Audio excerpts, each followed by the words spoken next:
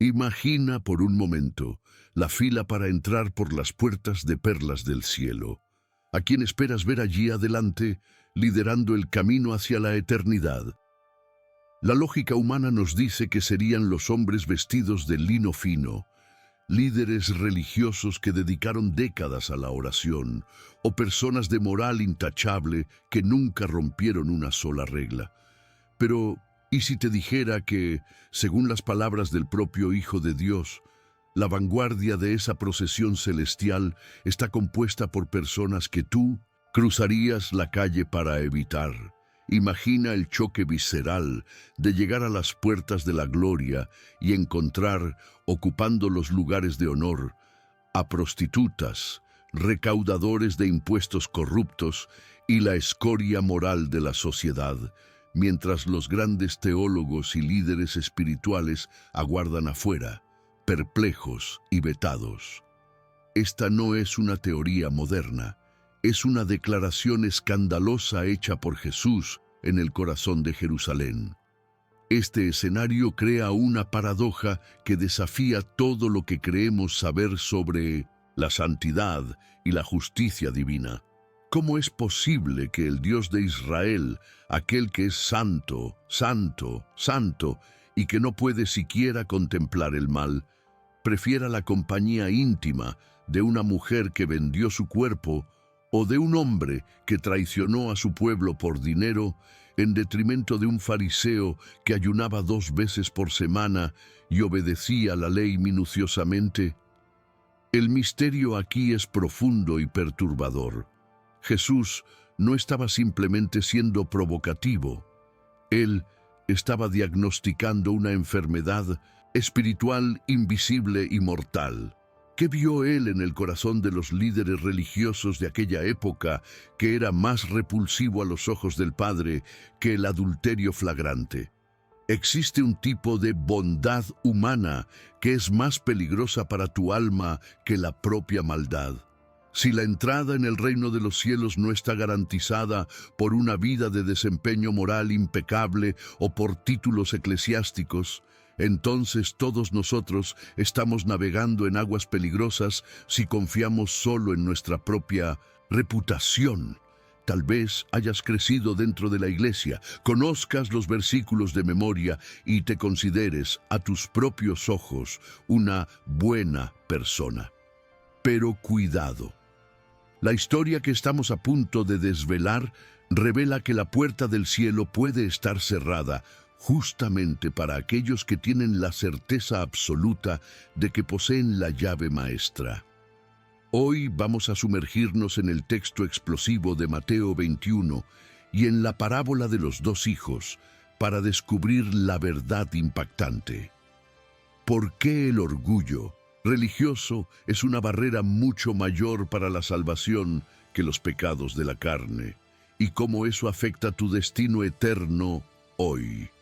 Si tienes hambre de ir más allá de la superficie y deseas comprender las profundidades de las Escrituras, desvelando los secretos que la religión tradicional muchas veces ignora, has encontrado tu lugar aquí.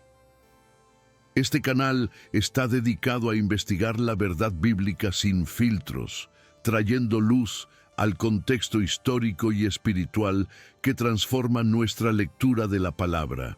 Antes de abrir los pergaminos antiguos para resolver este misterio divino, te invito a formar parte de esta comunidad de buscadores de la verdad.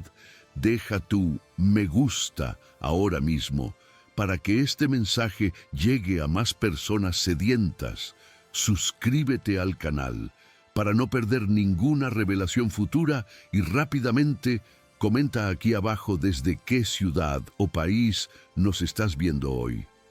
Conectémonos mientras nos sumergimos juntos en la sabiduría que puede redefinir tu caminar con Dios.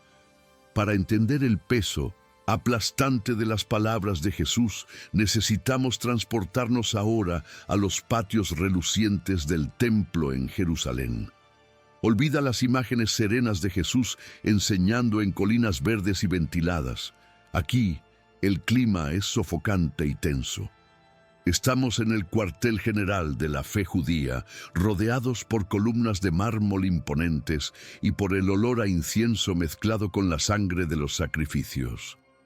Jesús no está hablando para una multitud de campesinos simpáticos, sino que está rodeado por los sumos, sacerdotes y por los ancianos del pueblo.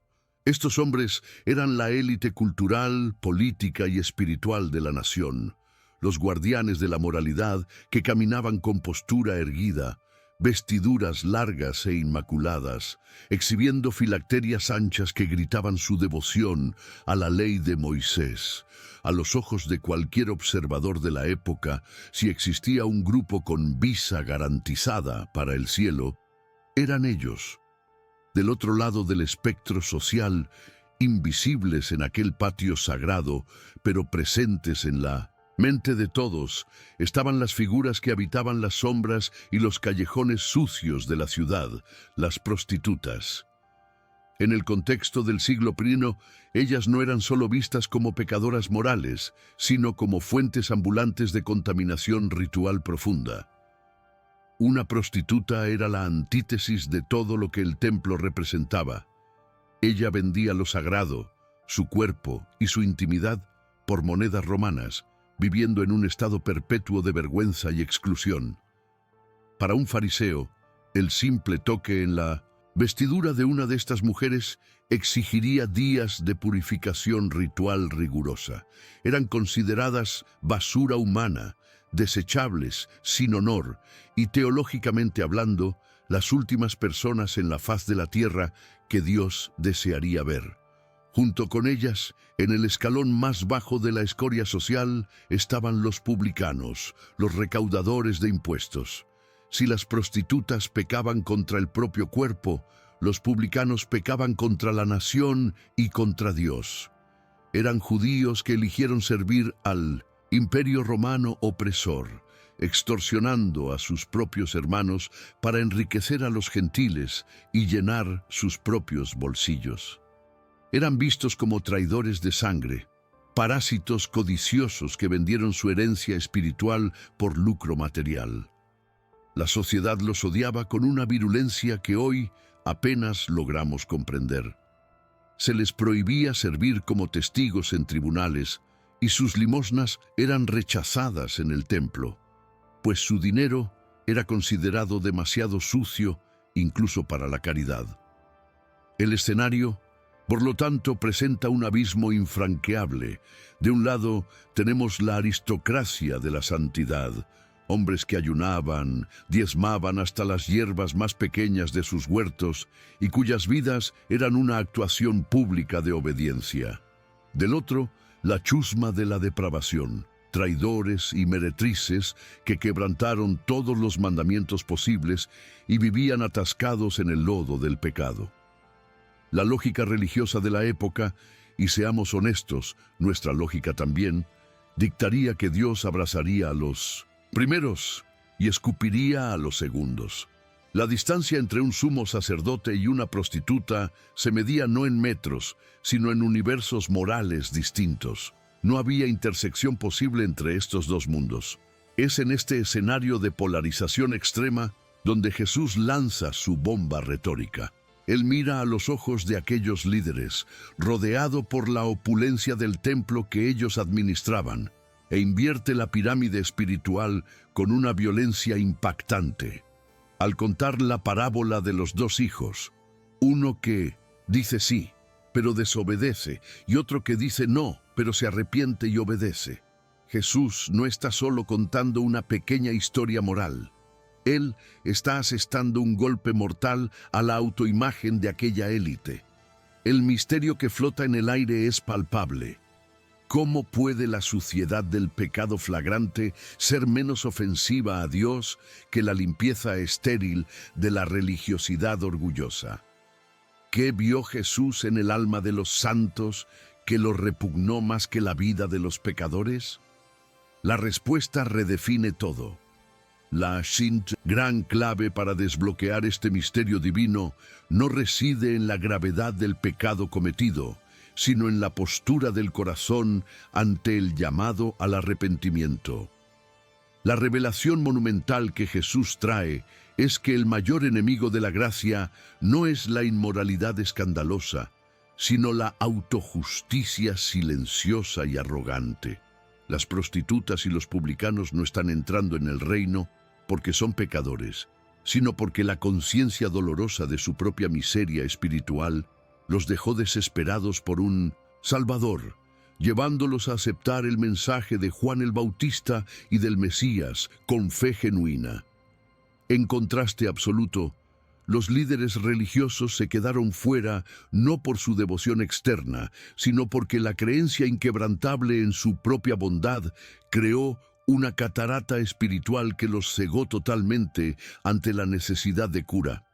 El enfermo sabe que necesita urgentemente un médico y clama por socorro. El sano, aquel que se cree saludable y justo a sus propios ojos, rechaza el remedio con desdén, muriendo en su orgullo mientras juzga al vecino enfermo. Para validar esta tesis escandalosa, necesitamos abrir el texto griego de Mateo 21:31 y examinar una palabra específica que Jesús eligió quirúrgicamente. Cuando Él dice que los publicanos y las meretrices van delante de vosotros al reino de Dios, el término utilizado es proagusin. Proagusin. Este no es un verbo pasivo o estático. Es un término de movimiento vibrante que puede traducirse como liderar el camino o marchar al frente. En una procesión, Jesús está pintando una imagen visual de una larga marcha hacia las puertas celestiales. La audiencia esperaría ver a los líderes religiosos sosteniendo las banderas al frente. Pero Jesús revela que la vanguardia de esa procesión, el liderazgo espiritual del reino, fue tomada por aquellos que la sociedad despreciaba. La gramática indica una acción presente y continua. Esto está sucediendo ahora, ante los ojos de ellos.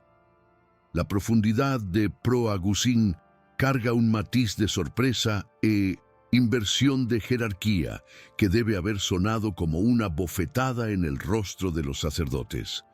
El término no implica necesariamente que los religiosos nunca podrán entrar, sino que establece que, en la fila de la salvación, fueron rebasados y dejados atrás. Es como un maratón donde los atletas de élite, llenos de equipos costosos y entrenamiento técnico, son rebasados por aficionados cojos y heridos que, sin embargo, corren con un corazón desesperado hacia la línea de meta. Jesús está diciendo que el reino de Dios no funciona por meritocracia o pedigrí, sino por receptividad. Aquellos que parecían estar ganando la carrera de la vida religiosa estaban en realidad parados en la pista, paralizados por el peso de sus propias vestiduras ceremoniales. ¿Pero qué causó esta inversión dramática? Jesús explica, apuntando hacia Juan el Bautista y el concepto de metanoia o arrepentimiento. Cuando Juan vino predicando en el desierto, los publicanos y las prostitutas le creyeron. La palabra creer aquí no es solo un asentimiento intelectual. Implica que ellos aceptaron el diagnóstico de Juan sobre sus vidas. La metanoia es un cambio radical de mente y dirección. La ventaja de los grandes pecadores era paradójicamente la claridad de su culpa. Ellos no tenían ilusiones de grandeza, sabían que estaban sucios, sabían que su vida era un desastre y por lo tanto, cuando la oferta de limpieza llegó, la agarraron como un náufrago agarra una boya.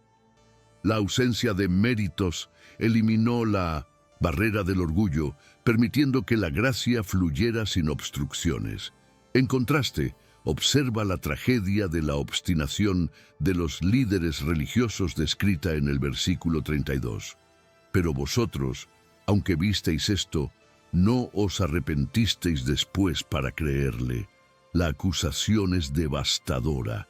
Ellos vieron los milagros de transformación moral, vieron ladrones devolviendo dinero y prostitutas abandonando la vida en las calles. Ellos presenciaron el poder de Dios en acción, pero su teología no les Permitía admitir estar equivocados. El orgullo religioso es tan cegador que hace que la persona prefiera tener la razón a ser salva. Ellos poseían el conocimiento de las Escrituras, pero ese conocimiento se había convertido en una armadura impenetrable contra el Espíritu Santo. La certeza de su propia justicia los inmunizó contra el arrepentimiento, haciendo imposible para ellos entrar por la puerta estrecha que exige que nos inclinemos para pasar. Para visualizar esta dinámica interna de forma aún más clara, Jesús cuenta otra historia en Lucas 18, la parábola del fariseo y el publicano. Imagina al fariseo en el templo, de pie, aislado en su santidad, orando de sí para sí mismo. Su oración es un informe de desempeño. Oh Dios, te doy gracias porque no soy como los otros hombres, ladrones, injustos y adúlteros. Nota que él no pide nada a Dios. Él no necesita misericordia. Él cree que Dios es quien tiene suerte de tenerlo en el equipo. Él usa la religión no para conectarse con el Creador, sino para distinguirse de los otros hombres. Su bondad es un pedestal desde donde mira al mundo con desprecio. No hay espacio para la gracia en un corazón que ya está lleno de sí mismo. Ahora, desvía la mirada hacia la sombra de una columna distante, donde está el publicano. Él ni siquiera se atreve a levantar los ojos al cielo. Se golpea el pecho, un gesto cultural de extrema angustia y duelo, como si su corazón se estuviera rompiendo. Su oración es corta, pero carga el peso de la eternidad. Oh Dios, ten misericordia de mí, pecador. Él no presenta obras, no se compara con nadie, no da excusas. Se presenta como un reo confeso que depende únicamente de la clemencia del juez. Y el veredicto de Jesús es impactante. Este descendió a su casa justificado y no aquel.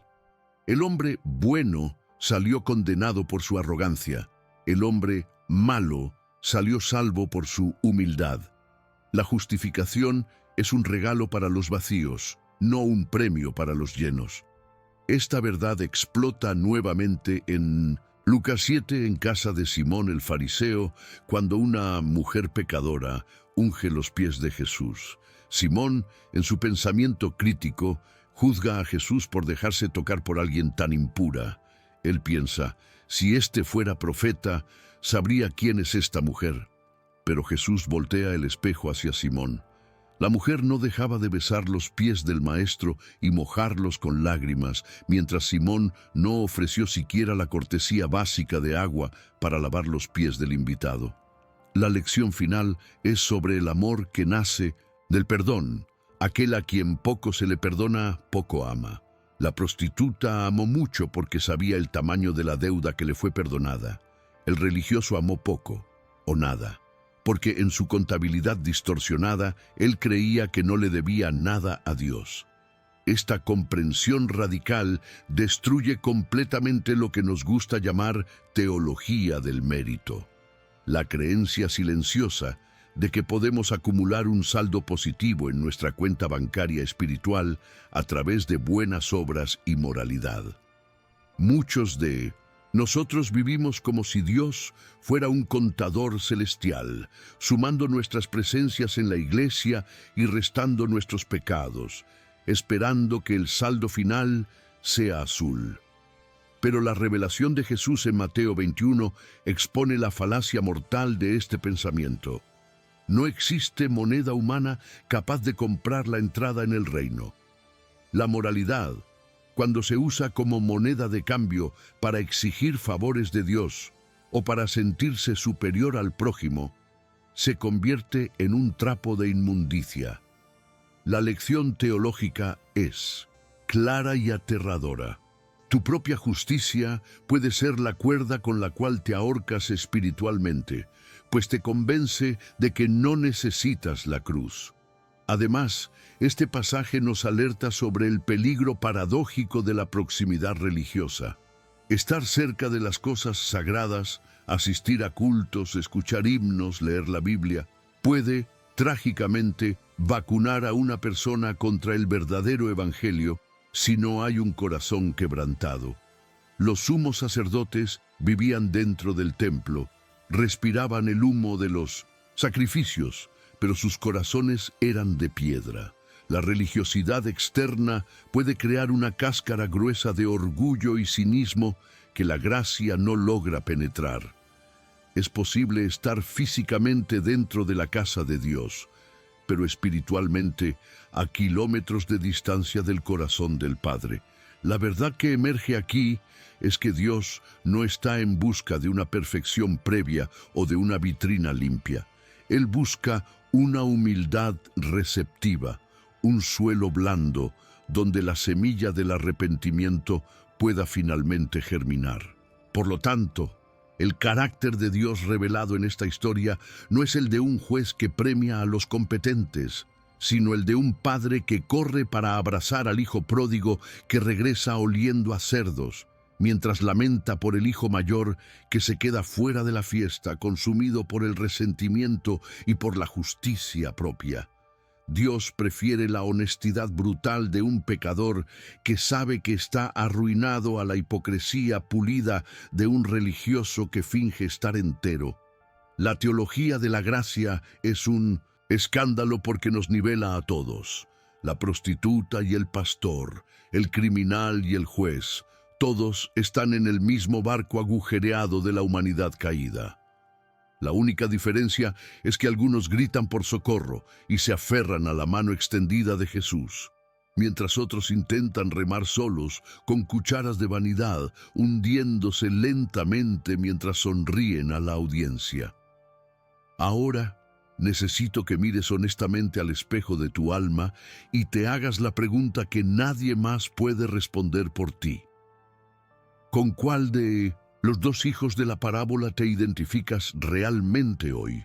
Tal vez seas aquel que dice, sí, Señor, todos los domingos, canta las canciones, concuerda con los sermones, mantiene una apariencia de piedad impecable ante la familia y los amigos. Pero en la práctica de tu corazón y en tus actitudes diarias, no vas a la viña. Vives una doble vida, donde la religión es solo un accesorio social, una máscara que esconde un interior que nunca fue verdaderamente transformado por el arrepentimiento. ¿Será que eres el religioso que Jesús advirtió, aquel que está tan ocupado manteniendo la apariencia de santo que olvidó cómo es ser humano y carente de gracia?